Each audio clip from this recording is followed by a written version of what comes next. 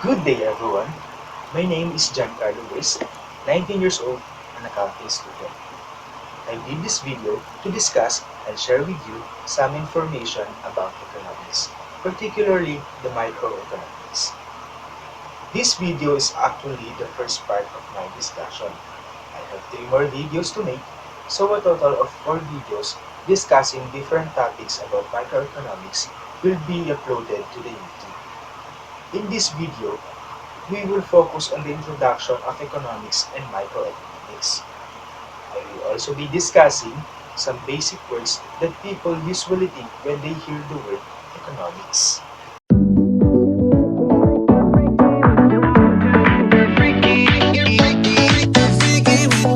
Before we go to a more detailed discussion, we must first know what economics generally mean.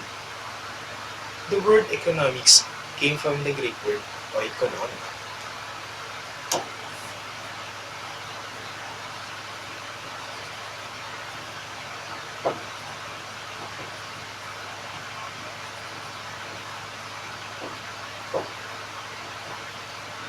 Oiko meaning household,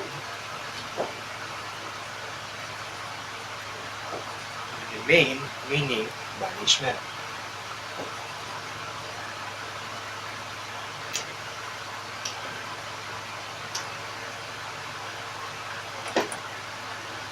Therefore, oikonomia means household management.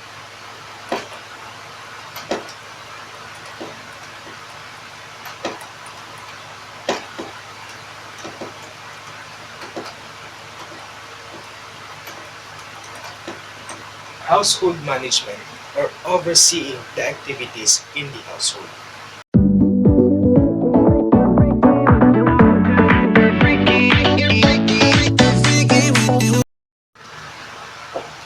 According to Adam Smith, who is the father of economics?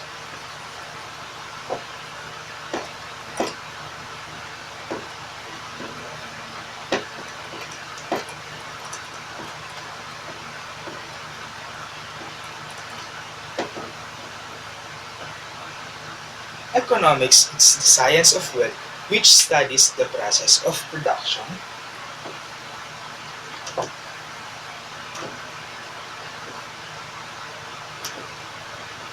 consumption,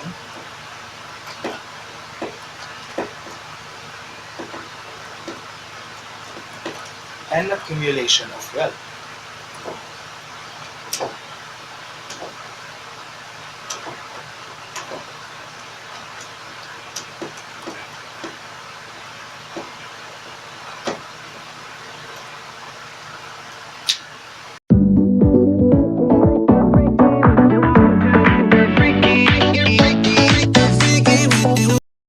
From the definition given by Adam Smith, I have mentioned the words production and consumption. So let us now define these two.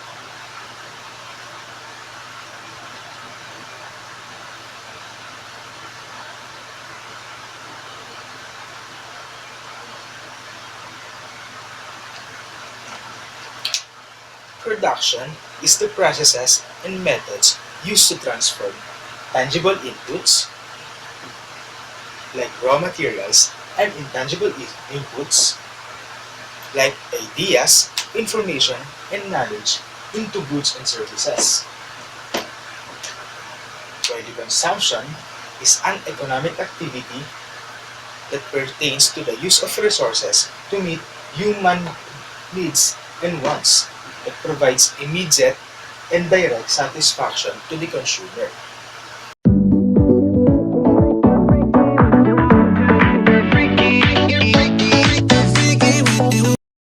There are three questions arising from the words production and consumption.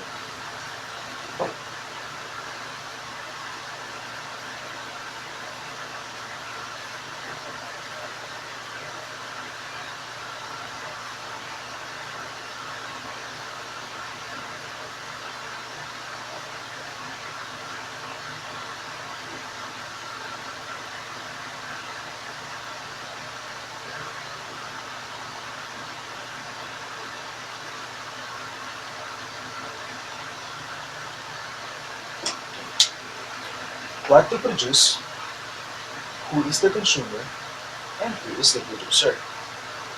First, what to produce.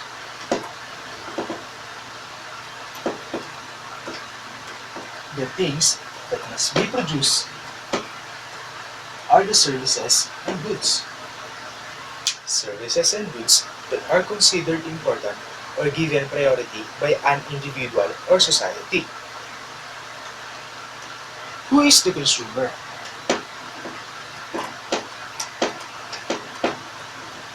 The consumer is the society who benefits and gives importance to the services and goods being produced.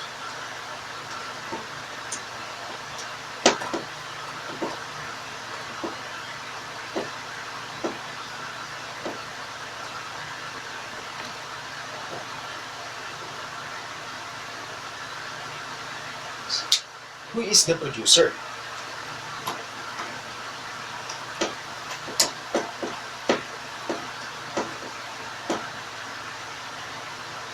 The producer is the one who produces services and goods that the consumer needs to meet satisfaction.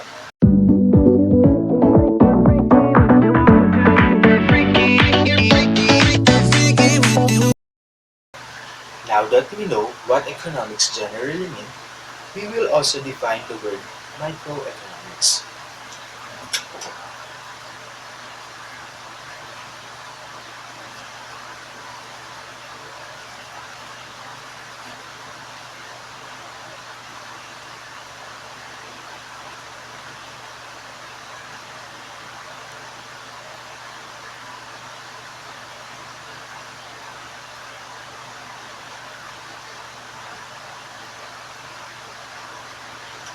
From the word itself, microeconomics is simply defined as the study of the smaller units of economics. That is why microeconomics, micro meaning small. But what are these smaller units? There are three components of economics.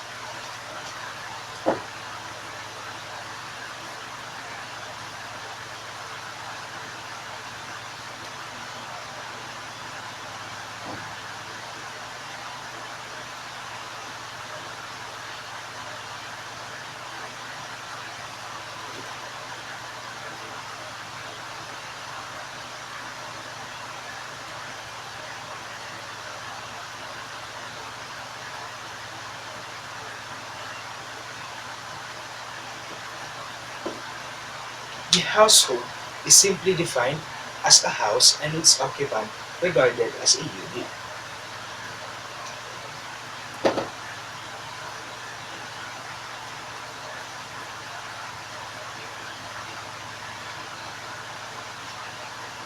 Businessman is simply defined as a man who works in business or commerce, especially at an executive level.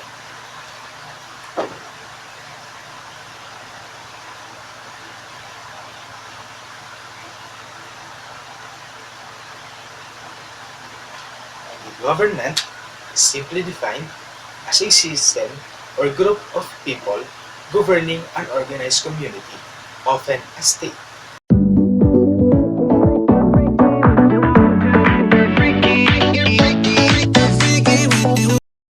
mentioned, there are three components of economics: household, the businessman, and the government. These three are involved in buying and selling activities.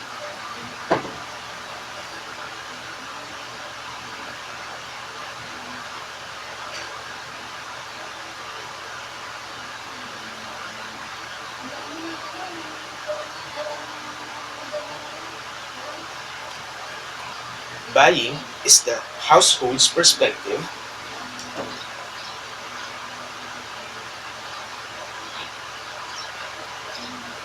and selling is the businessman's perspective.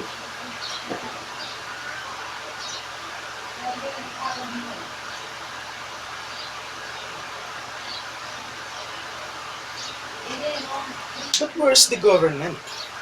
How is the government involved? It is involved because the government governs the business activities between the household and the businessman to prevent prohibitive behaviors and to maintain a good interaction between these two.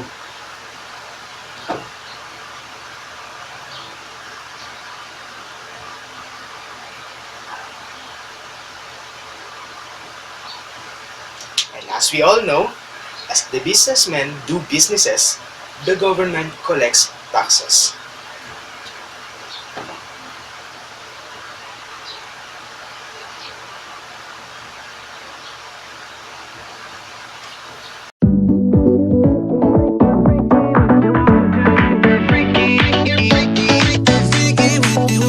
Now, let's take a look at the buyer's perspective.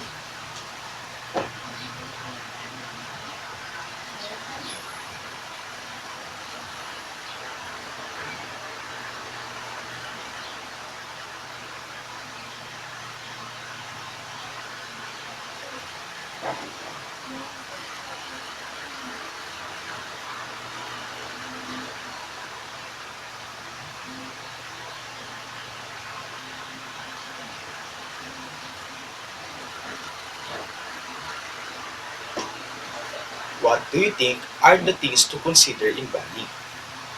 There are two things to consider in buying.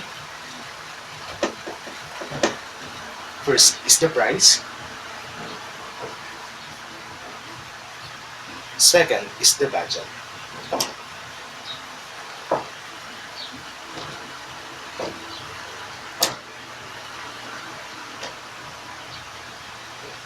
Even there is an element of desirability, a buyer will never buy a product given the price that he can afford.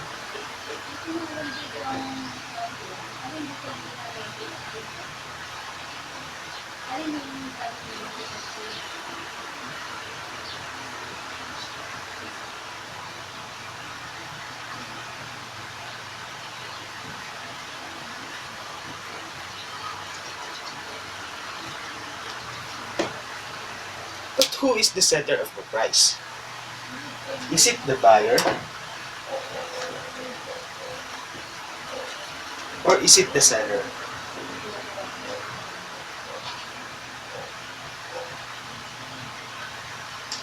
What do you think?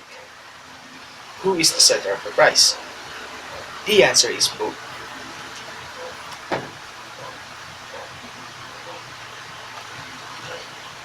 Why is this so?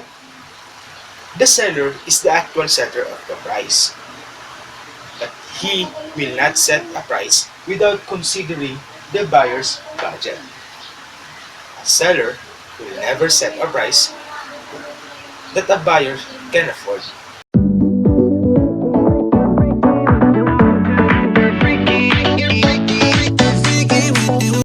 Because of the buying and selling activities, there is a circular flow of resources. How are these resources being distributed?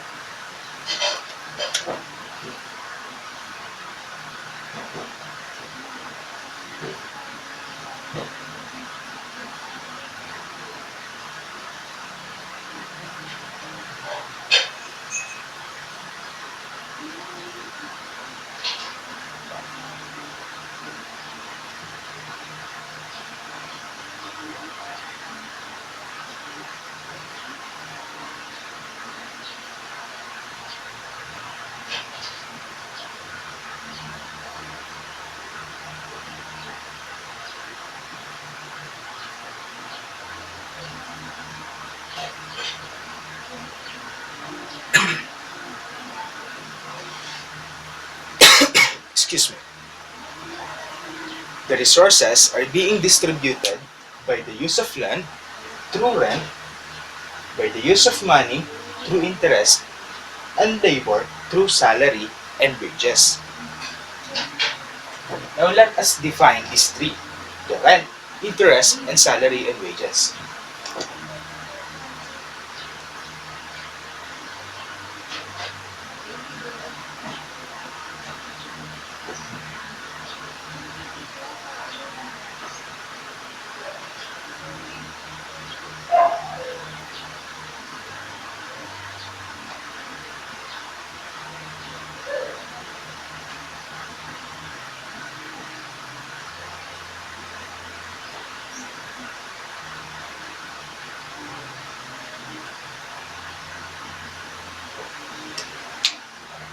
Rent is the payment for the use of others' property.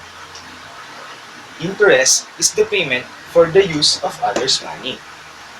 Salary and wages is the compensation given to a man for his effort or service rendered using his mental or physical abilities.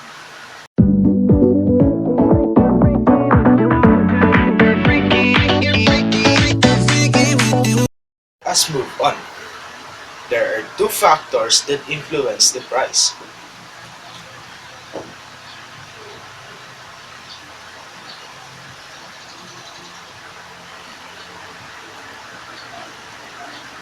Those factors are demand and supply. However, when I say they influence the price, it doesn't mean that the price depends on these two. In fact, these two factors are dependent to the price.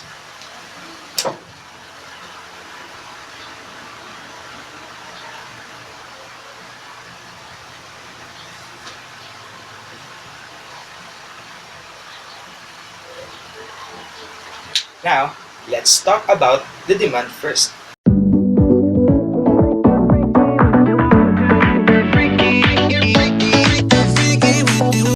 Simply defined, demand is the desirability and ability of the buyer to buy a product at a certain price.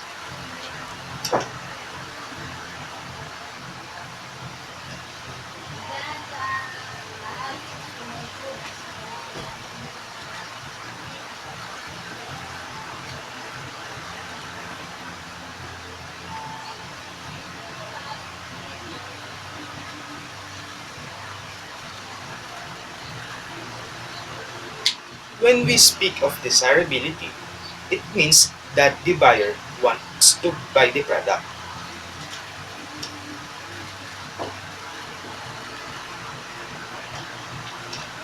while the ability means that the buyer can buy the product.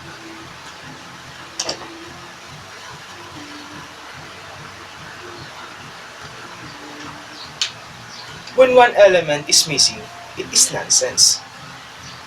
If the buyer has only the desirability but without the ability, meaning that the buyer wants to buy the product but he cannot buy the product, it is nonsense. Why? Because he only wants the product but he has no budget to buy the product. Now, if there is only an ability and without the desirability, meaning that the buyer can only buy the product but he don't want the product, it is also nonsense. Because the buyer only can buy the product but he don't want to buy the product. So there is no desirability. So the ending, the buyer will not buy the product.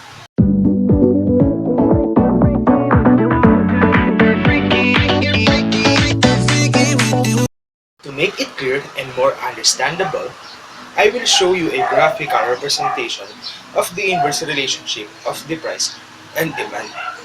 This graphical representation is called the demand curve.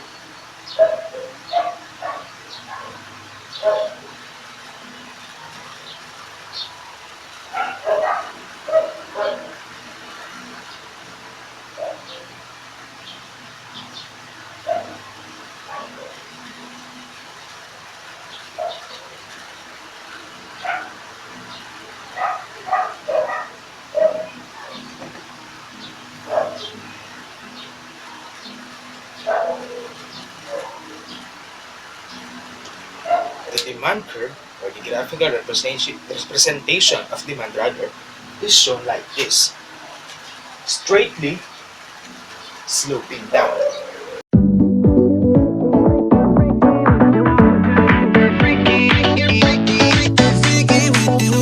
Let's talk about the law of demand.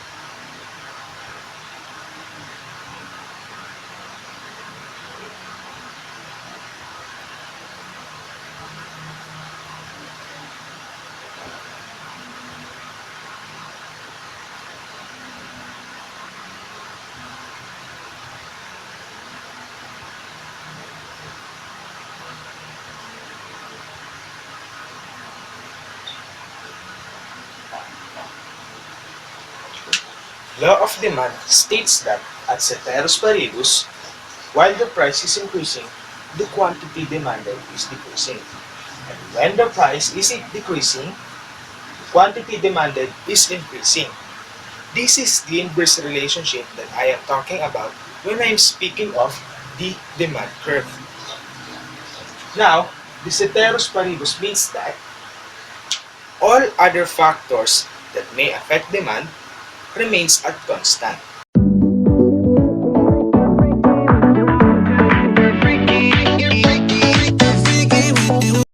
More factors that may affect demand other than price.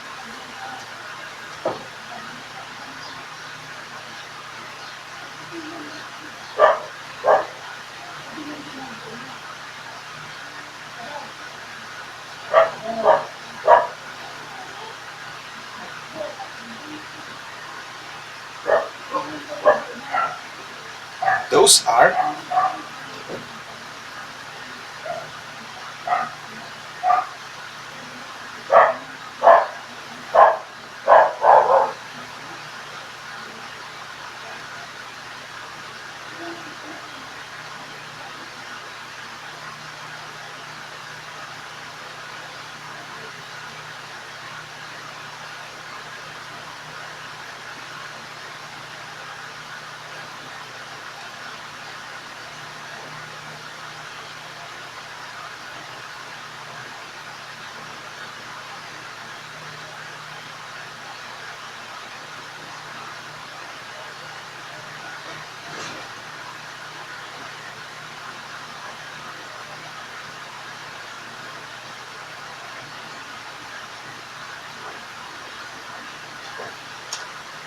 number 1, the income level. Number 2, the size of the family. Number 3, taste of the buyer. Number 4, consumer's expectation. Number 5, and lastly, the price of related goods. The income level of the family speaks about the ability.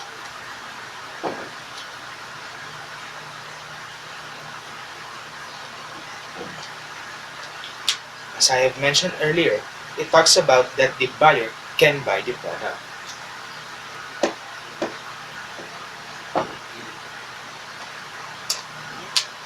Now, when we talk about the size of the family, this is the number of the consumers.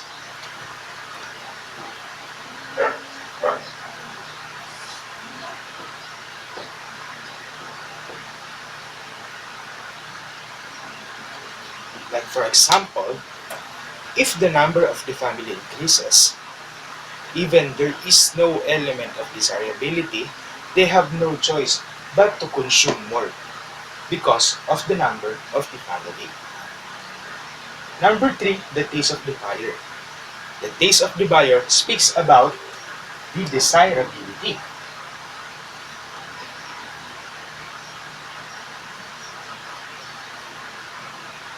Or the word want.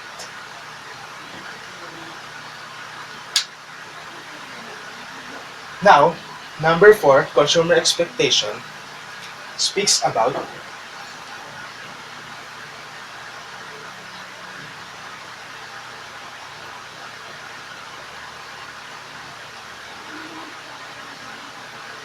the probable circumstances. Like for example, if if the consumer realizes that the price will increase at a later date, the consumer have no choice but to buy more at the current time because the price at the current time is lower than the later date.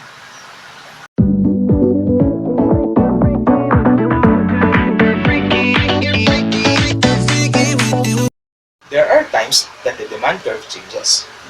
And such change depends on the buyer's behavior and the factors that may affect demand other than price.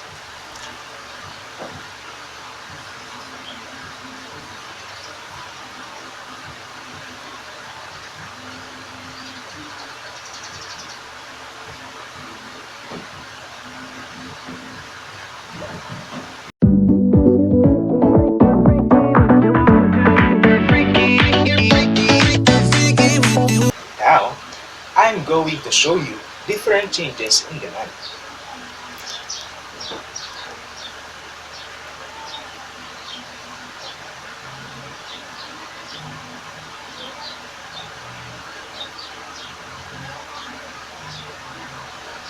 There are some times that the buyers behave like this.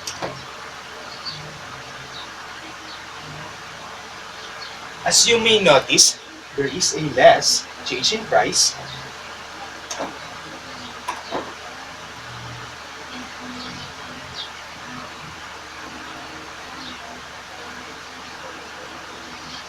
but has a significant change in quantity.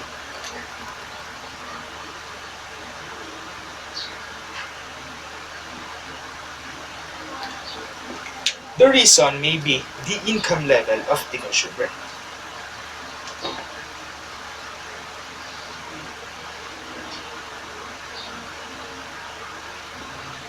Why? Because going back to the earlier discussion, income level is the ability. So, although there is a less change in price, the buyer will buy more because he has the ability to do so.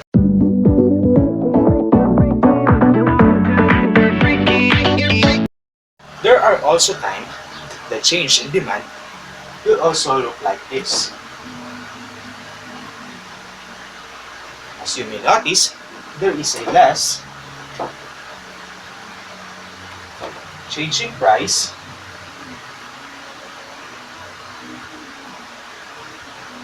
and also a less change in quantity demanded. The reason may be because the price alone. The consumer just want to take advantage of the change in price. So because the change in price is less, the quantity demanded changes is also less.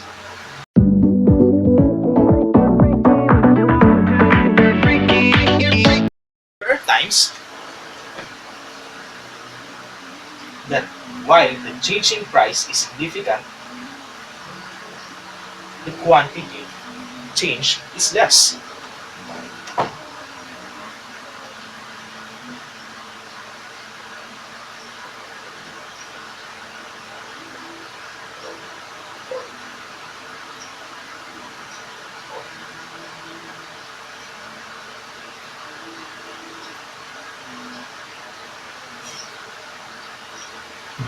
Why is this so?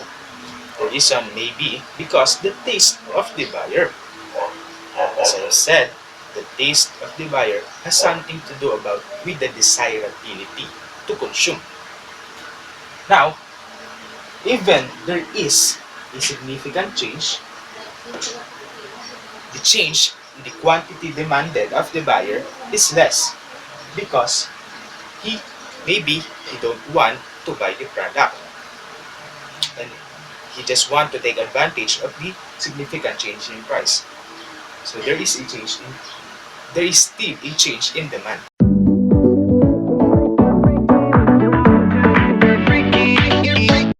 More types of changes in the demand curve. One looks like this, showing a continuous change in price.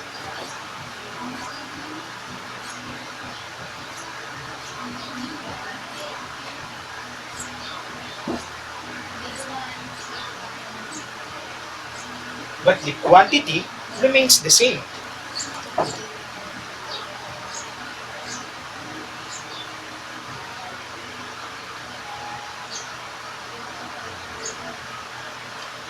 And the other one looks like this. Give me 1 minute.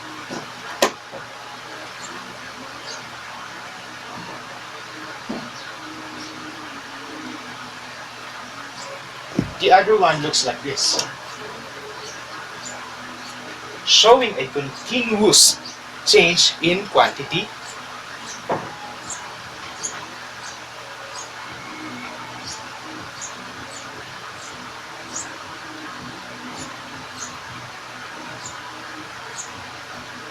demanded, but the price remains the same.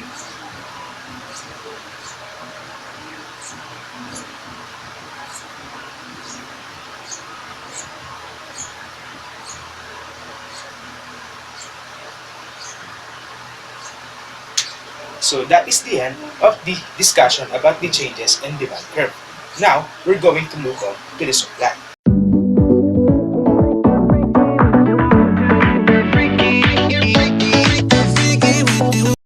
Let's now talk about the law of supply.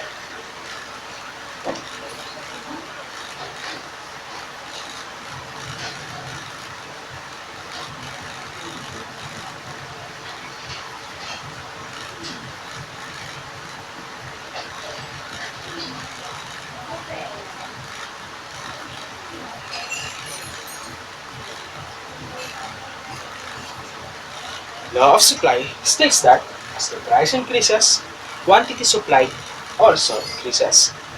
And when the price decreases, quantity supplied also decreases.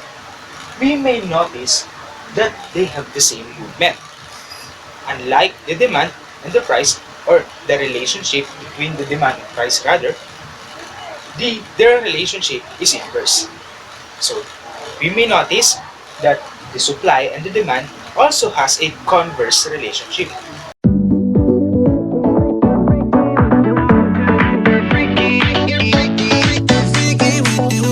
Graphically, I will now show you the relationship between the demand and supply.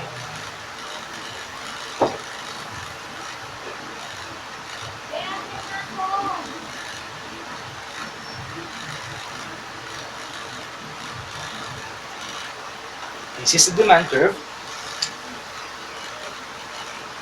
This is the supply curve.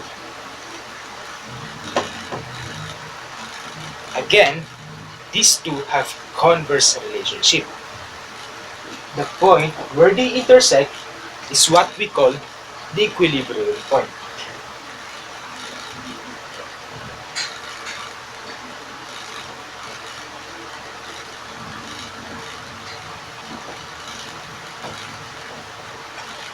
The equilibrium point is the certain price where the buyer and the seller have met and agreed with each other.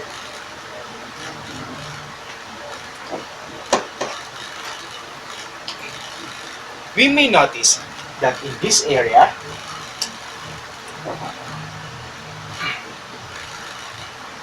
the price is high. The supply is also high, but the demand is low. While on the other side, or the lower side rather, the lower part, there is a low price, low supply,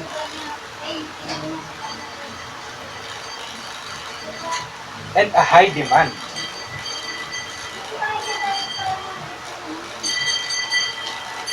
On the upper part, where there is a high price, high supply, and low demand, we may conclude that there is a what we call surplus.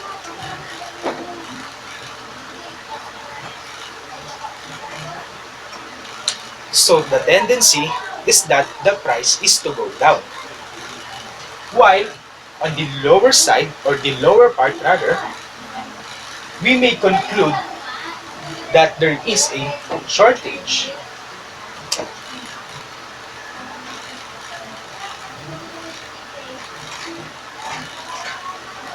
Because of a low price, low supply, and a high demand. Therefore, the tendency is that the price is to go up. That's all. Thank you.